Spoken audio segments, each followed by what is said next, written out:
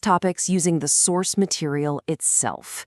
Today, we're diving into the U.S. student loan system, a maze that's trapping millions of people. Can you just imagine the relief of thinking your student debt is finally gone, only to have that hope completely shattered a few months later? This isn't a hypothetical. It's a real quote from a real borrower. And honestly, it's a symptom of a much, much bigger problem.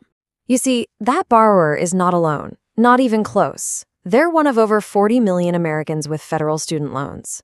That's about 1 out of every 8 people in the country, all trying to deal with a system that, according to a recent report from the Consumer Financial Protection Bureau, is just riddled with devastating errors. Okay, so let's get right into the core issues here. That CFPB report makes it clear. The problems we're seeing go way beyond just a few typos or some minor glitches. The report really boils it all down to 3 main types of failure that just trap borrowers. First, you've got these basic but widespread servicing mistakes. Second, the communication is often just flat out inaccurate and misleading. And third, there's something they call customer service doom loops. And we need to be really clear, these are not minor issues. We're talking about money being taken out of people's bank accounts without their permission, bills that are completely wrong, and payments that people made in good faith that just vanish, putting their entire path to forgiveness at risk. And the financial damage? It's just staggering. In a really tiny sample, just 73 borrower complaints, the CFPB found over $500,000 in direct financial harm from these kinds of mistakes. Now just try to imagine scaling that up across 40 million people. So one of the most maddening problems is what the report calls the doom loop. And honestly, it's the perfect name for this cycle of pure frustration that just traps people in endless red tape. So what exactly is a doom loop?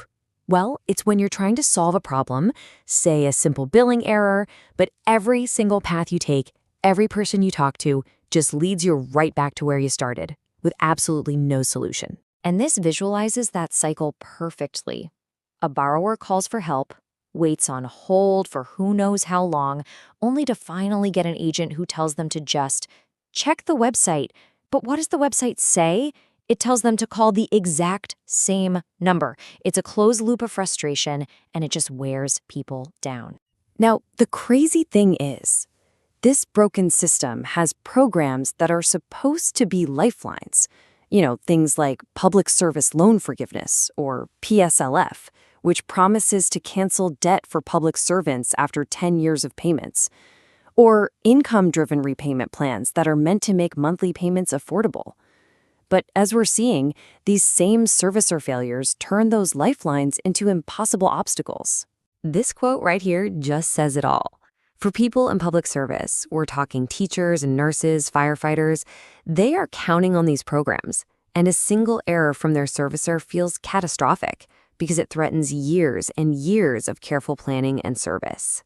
And the delays, they're just unbelievable. This timeline, pulled right from the report, shows someone waiting 4 months just for their application to the new SAFE plan to get processed. And even more shocking, another borrower has been waiting since 2016, that's 8 years, for a decision on their borrower defense application, all while interest just keeps piling up. And this chart, wow, it perfectly illustrates the real-world impact of all this chaos. You can see federal loan complaints over time. And those huge spikes, they line up exactly with major system events, like when 28 million people had to restart their payments after the pandemic pause. The system just buckles under the pressure, and it's the borrowers who pay the price. So while the report really zeroes in on the federal system, it also makes it very clear that the private student loan market, which is worth over $134 billion, has its own really serious and often much riskier set of problems. So what we see here is that private loan borrowers often have even fewer protections. The biggest complaints are about struggling with repayment and trying to get loans canceled. And what's really staggering is that second chart. A single company, Navient, is the subject of 42% of all private loan complaints sent to the CFPB. Yeah, unlike federal loans that have at least some standardized protections, private borrowers are often totally at the mercy of their lender. We're talking about incredibly high interest rates, some as high as 18.5%, and then being told there are just no options when they hit a rough patch. Okay, so given all these widespread systemic failures, how do we fix this? The CFPB report finishes up by looking at how these servicers are performing and recommends a path towards some real accountability.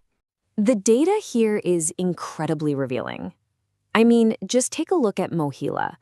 They service only about 20% of federal loan accounts, but they are the subject of a whopping 41% of all complaints. That is a massive disparity, especially when you compare them to other servicers like Nelnet. So to fix this, the report suggests a pretty fundamental shift. Instead of a system that lets these failures go on for years, the CFPB wants to make the consequences automatic and transparent. Things like automatic penalties when servicers mess up, and even permanently suspending servicers who repeatedly violate the rules. And all of this brings us to the final and I think most important question. It's really something to think about. With so many documented failures harming millions of people, is the student loan system actually designed for the success of borrowers, or is it designed for the profit of the companies it hires?